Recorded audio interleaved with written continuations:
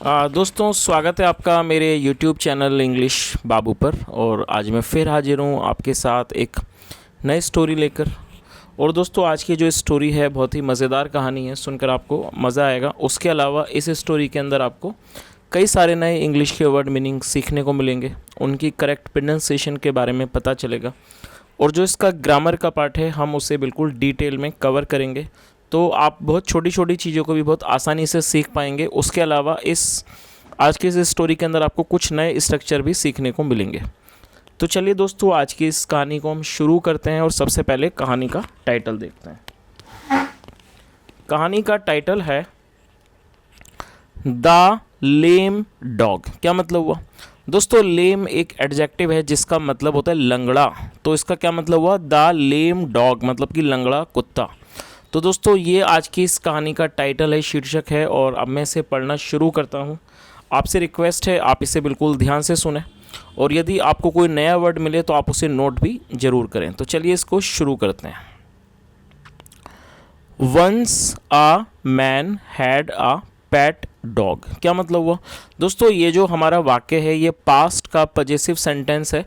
Possessive का मतलब होता है जब आप कोई भी ऐसा वाक्य बनाएं जहां पर आप ये शो करना चाहते हैं कि पास्ट में किसी के पास कुछ था, तो इस तरह का जो वाक्य होता है वो पास्ट पजेसिव का वाक्य कहलाता है, जहां पर आपको हैड का प्रयोग करना होता है हेल्पिंग वर्ब के रूप में, और साथ में जो भी नाउन होता है वो आपको मेंशन करना होता है। और पेट डॉग का मतलब होता है पालतू कुत्ता। तो इस लाइन का क्या मतलब हुआ? वंस एक बार, अ मैन एक आदमी, हैड अ पेट डॉग एक आदमी के पास एक पालतू कुत्ता था। तो इस पूरी लाइन का क्या मतलब हुआ? एक बार एक आदमी के पास एक पालतू कुत्ता था। चलिए आगे देखिए। The dog was very strong and faithful. क्या मतलब हुआ दोस्तों? ये जो हमारा वाक्य है ये सिंपल पास्ट का वाक्य है।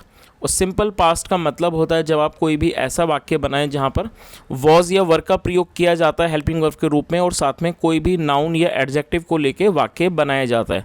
जैसे यहाँ पर आप देख सकते हैं, यहाँ पर दो एडजेक्टिव का प्रयोग किया गया है। तो इस तरह का जो वाक्य होगा वो सिंपल पास्ट का वाक्य कहलाएगा। और आपको ये चीज़ हमेशा याद रखनी है कि जब आप कोई भी सिंपल प्रेजेंट या सिंपल पास्ट में वाक्य बनाते हैं तो वहाँ पर किसी भी प्रकार की वर्ब का मतलब कि क्रिया का प्रयोग नहीं किया जाता है।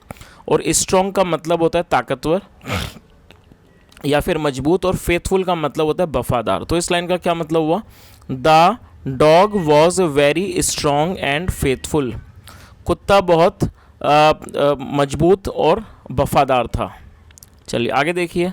ही used to guard his master's house at night. क्या मतलब हुआ दोस्तों? ये जो हमारा वाक्य है इस वाक्य के अंदर यूज टू का प्रयोग किया गया है। और अक्सर आपने इस तरह के कई वाक्य देखे होंगे, सुने होंगे जहाँ पर यूज टू का प्रयोग किया जाता है। तो यूज टू का प्रयोग जब किया जाता है जब आप किसी भी वाक्य के अंदर किसी भी तरह की कंसिस्टेंसी को या फिर निरंतरता को दिखाना चाहते हैं, और आप ये शो करना चाहते हैं कि पास्ट में किसी व्यक्ति के द्वारा किसी सब्जेक्ट के द्वारा कोई भी काम को बराबर किया जाता था। तो जब भी आप किसी वाक्य के अंदर किसी तरह की कंसिस्टेंसी को निरंतरता को दिखाना चाहते हैं तो वहाँ पर यूज टू का प्रयोग किया जाता है। और आपको ये चीज़ याद रखनी है कि यूज्ड टू के बाद वर्ब की फर्स्ट फॉर्म का प्रयोग किया जाता है। और गार्ड का मतलब होता है सुरक्षा करना या फिर रखवाली करना। चलिए, तो क्या मतलब हुआ? ही यूज्ड टू गार्ड, वह रखवाली किया करता था या सुरक्षा किया करता था हिज मास्टर्स हाउस। और दोस्तों यहाँ मास्टर के बाद एपेस्ट्रोफी एस का प्रयोग किया गया है जिसका मतलब है काके की। तो मतलब मास्टर्स हाउस मतलब अपने मालिक के घर की, एट नाइट रात में। तो इस पूरी लाइन का क्या मतलब हुआ? He used to guard his master's house at night मतलब वह है। और ये जो ही है वो उस डॉग के लिए यूज़ किया गया, उस कुत्ते के लिए। He used to guard his master's house at night मतलब वह अपने मालिक के घर की रात को रखवाली किया करता था, या कह सकते हैं सुरक्षा किया करता था। चलिए आगे देखिए। His master loved and cared for him. Love का मतलब होता है प्यार करना, और केयर का मतलब देखभाल करना। तो इस लाइन का क्या मतलब हुआ? और ये हमारा पास्ट का अफर्मेटिव वाक्य है। तो जब भी आप पास्ट में कोई अफर्मेटिव का वाक्य बनाते हैं तो वहाँ वर्ब की सेकंड फॉर्म का प्रयोग किया जाता है। तो क्या मतलब हुआ? His master loved and cared for him. उसका मास्टर का मतलब मालिक, जो उसका मालिक था वो उसे प्यार और उसकी देखभाल किया करता था, यह कह सकते हैं उसका ख्याल किया करता था। ही फैड हिम वेरी वेल। और दोस्तों आप इस वर्ड को नोट कर सकते हैं, ये फीड की सेकंड फॉर्म है। फीड का मतलब होता है खिलाना, किसी को कोई खाना वगैरह खिलाना पिलाना उसे फीड कहा जाता है, और ये सेकंड फॉर्म है। तो क्या मतलब हुआ, he fed him very well. Very well, वह उसे बहुत अच्छे से खाना खिलाता था, या वह उसे बहुत अच्छे से खिलाता था। चलिए आगे देखिए। वन डे, एक दिन, the dog met with an accident. क्या मतलब हुआ दोस्तों, ये जो स्ट्रक्चर है, आप शायद ये स्ट्रक्चर आपके लिए नया हो सकता है, तो आप इसे बिल्कुल नोट कर लें। और जब आप कोई भी ऐसा वाक्य बनाना चाहते हैं जहाँ पर आप किसी तरह की दुर्घटना के बारे में वाक्य को बनाना चाहते हैं, कोई भी इस तरह का सेंटेंस बनाना चाहते हैं जहाँ पर आप एक्सीडेंट को यूज़ करते हैं, मतलब जिसे दुर्घटना कहते हैं, तो आपको यहाँ पर इस स्ट्रक्चर का यूज़ करना होता है। तो मीट विद एन एक्सीडेंट, ये इसकी फर्स्ट फॉर्म है, और इसकी सेकेंड फॉर्म है मैट विद एन एक्सीडेंट। तो इस पूरी लाइन का क्या मतलब हुआ, वन डे, एक दिन, the dog met with an accident, मतलब कि एक दिन। और दोस्तों आपको ये वाक्य जैसे अगर आप इसको डायरेक्ट ट्रांसलेट करेंगे तो आपको ये इस तरह से लगेगा कि जो कुत्ता था वो एक दुर्घटना से मिला, लेकिन इसका ये मतलब नहीं है। इसका मतलब ये निकला कि एक दिन जो कुत्ता था, the dog met with an accident, एक दिन जो कुत्ता था उसकी वो दुर्घटना, मतलब उसके साथ दुर्घटना हो गई या दुर्घटना घट गई। चलिए आगे देखिए।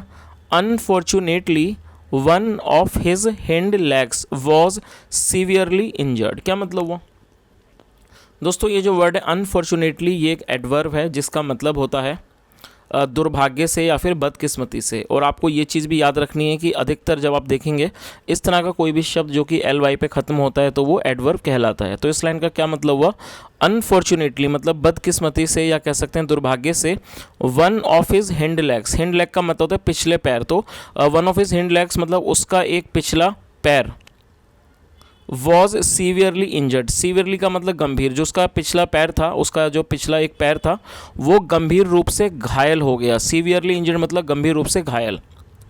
The injury did not heal. और दोस्तों हील का मतलब होता है किसी चीज़ का ठीक हो जाना, किसी चीज़ का स्वस्थ हो जाना, और आप इस वर्ड को नोट कर सकते हैं, हील का मतलब होता है स्वस्थ होना। तो क्या मतलब हुआ, the injury did not heal. और ये हमारा पास्ट इंडेफिनिट का नेगेटिव वाक्य है। जब आप पास्ट इंडेफिनिट में कोई भी नेगेटिव वाक्य बनाएंगे तो वहाँ पर आपको डिड नॉट के बाद वर्ब की फर्स्ट फॉर्म का प्रयोग करना होता है। तो ये जो हील है ये वर्ब की फर्स्ट फॉर्म है जिसका मतलब होता है स्वस्थ होना। The injury did not heal, जो इंजरी थी, जो जख्म था, डिड नॉट हील, वो ठीक नहीं हुआ। चलिए आगे देखिए।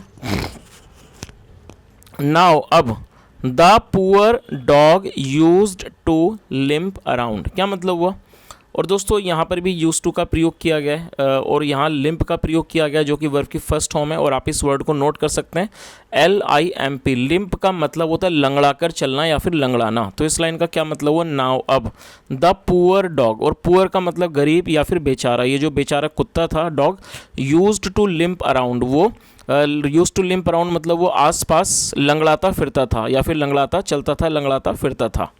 चलिए, और अराउंड मतलब आसपास। चलिए आगे देखिए।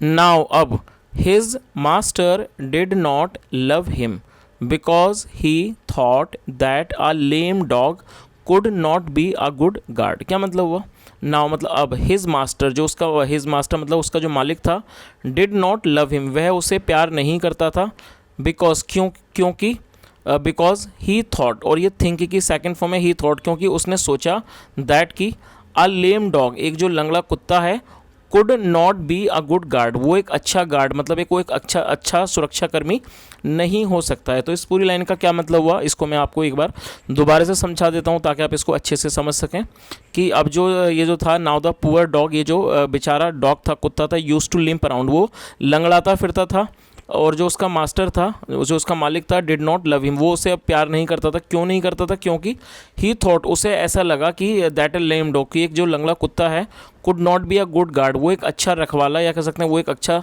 सुरक्षाकर्मी नहीं हो सकता है। चलिए आगे देखिए। वन डे, एक दिन, his master saw the dog sniffing around a lemon plant in the garden. क्या मतलब हुआ, और दोस्तों ये जो हमारा वाक्य है ये भी पास्ट इंडेफिनिट का ही अफर्मेटिव वाक्य है, और आप इस वर्ड को नोट कर सकते हैं, ये सी की सेकंड फॉर्म है। सी मतलब देखना और सॉ मतलब देखा। और आपको ये चीज़ भी याद रखनी है कि जो इसकी जो करेक्ट प्रोनाउंसिएशन है वो है सॉ, तो आपको इसको सॉ पढ़ना है। तो इसका क्या मतलब हुआ, एक दिन हिज मास्टर सॉ, उसके मालिक ने देखा, द डॉग, कुत्ते को, स्निफिंग अराउंड, स्निफ का मतलब सूंघना, sniffing around a lemon tree, मतलब उसने कुत्ते को एक लेमन प्लांट मतलब जो नींबू का पौधा था उसके आसपास सूंघते हुए देखा, इन द गार्डन, बगीचे में।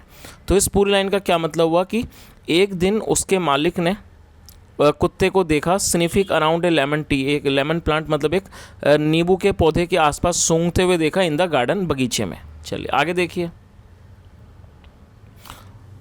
और दोस्तों आपको शायद ये चीज़ भी पता होगी, जो डॉग्स वगैरह होते हैं, जो इनकी जो सेंस होती है, सूंघने की जो शक्ति होती है, बहुत ज़्यादा अच्छी होती है। चलिए आगे देखिए।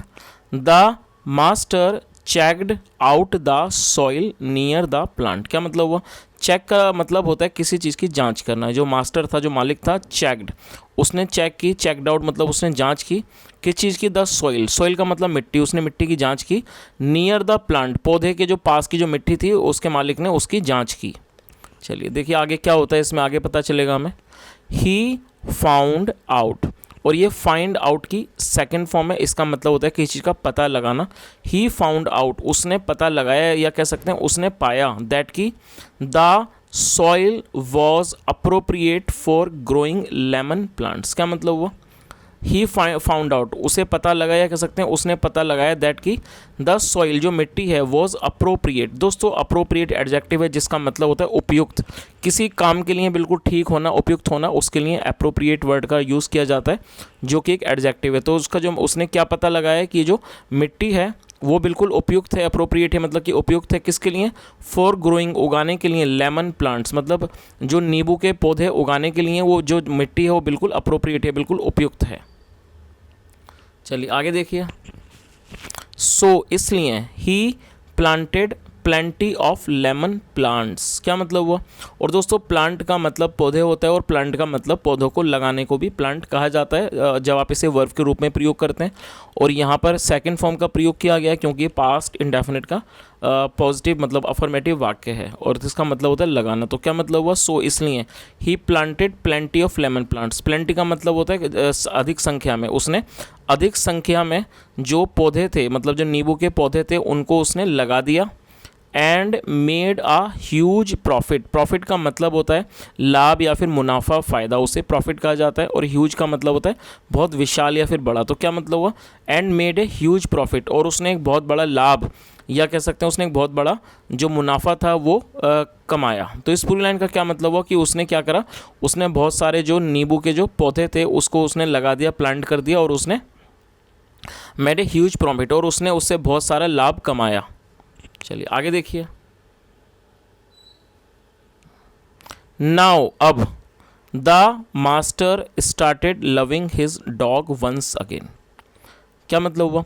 दोस्तों ये जो हमारा स्ट्रक्चर है, जब आप कोई भी ऐसा वाक्य बनाना चाहते हैं जहाँ पर आप इस तरह का वाक्य बनाते हैं जहाँ पर वाक्य की टेल पर लगा आए, तो आपको ये चीज़ याद रखनी है। आप इसको बिल्कुल ईजिली बना सकते हैं। तो आपको वहाँ पर स्टार्टेड का प्रयोग करना है, और स्टार्टेड के बाद आपको ये चीज़ भी याद रखनी है कि स्टार्टेड के बाद आपको हमेशा ही वर्ब की फोर्थ फॉर्म का प्रयोग करना होता है।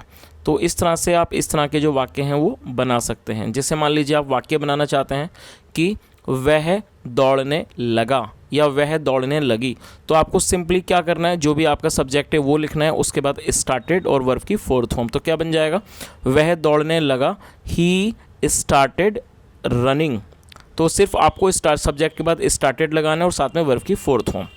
तो चलिए इसका मतलब हम देख लेते हैं कि इसका क्या मतलब हुआ कि नाउ, अब, the master started loving his dog once again, मतलब जो मास्टर था, मालिक था, वो अपने कुत्ते को, हिज डॉग मतलब अपने कुत्ते को, मतलब फिर एक बार प्यार करने लगा। तो इस पूरी लाइन का क्या मतलब तो हुआ कि जो मालिक था वो अपने कुत्ते को फिर एक बार प्यार करने लगा। वंस अगेन मतलब फिर एक बार। चलिए आगे देखिए। बिकॉज, क्योंकि, he had realised that a physically handicapped dog can also be useful. और दोस्तों यहाँ पर हेड के साथ वर्ब की थर्ड फॉर्म का प्रयोग किया गया है। सबसे पहले आप इसकी मीनिंग जो है वो समझ लीजिए। रियलाइज़ का मतलब होता है किसी चीज़ का बोध होना, किसी चीज़ का पता लगना, महसूस होना, उसे रियलाइज़ कहा जाता है, और ये थर्ड फॉर्म है। और जब हेड के साथ थर्ड फॉर्म का प्रयोग किया जाता है तो ये जो वाक्य है वो पास्ट परफेक्ट का वाक्य कहलाता है। तो ये हमारा पास्ट परफेक्ट का वाक्य है। तो क्या मतलब हुआ? बिकॉज, क्योंकि, ही हैड रियलाइज्ड, उसे पता लग गया था, कह सकते हैं उसे महसूस हो गया था दैट कि आप फिजिकली हैंडीकैप्ड। फिजिकली हैंडीकैप्ड का मतलब हो गया शारीरिक रूप से कोई हैंडीकैप, मतलब कि जो अपंग या विकलांग जो डॉग होता है, कुत्ता होता है, कैन ऑल्सो बी यूज़फुल, वो भी मतलब एक यूज़फुल, मतलब एक काम की चीज़ हो सकता है। तो इस पूरी लाइन का क्या मतलब हुआ, उसे इस बात का एहसास हो गया दैट कि आप फिजिकली हैंडीकैप्ड, मतलब एक जो शारीरिक रूप से विकलांग एक कुत्ता है, कैन ऑल्सो बी यूज़फुल, वो भी बहुत ज़्यादा यूज़फुल मतलब काम का हो सकता है।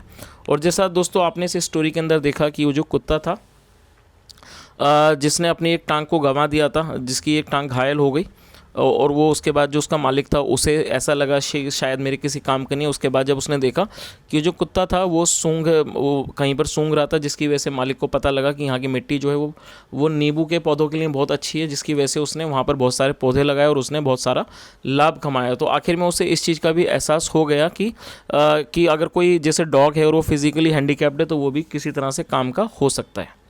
तो दोस्तों ये आज की एक बहुत छोटी सी कहानी थी और मैं उम्मीद करता हूँ कहानी आपको अच्छी लगी होगी।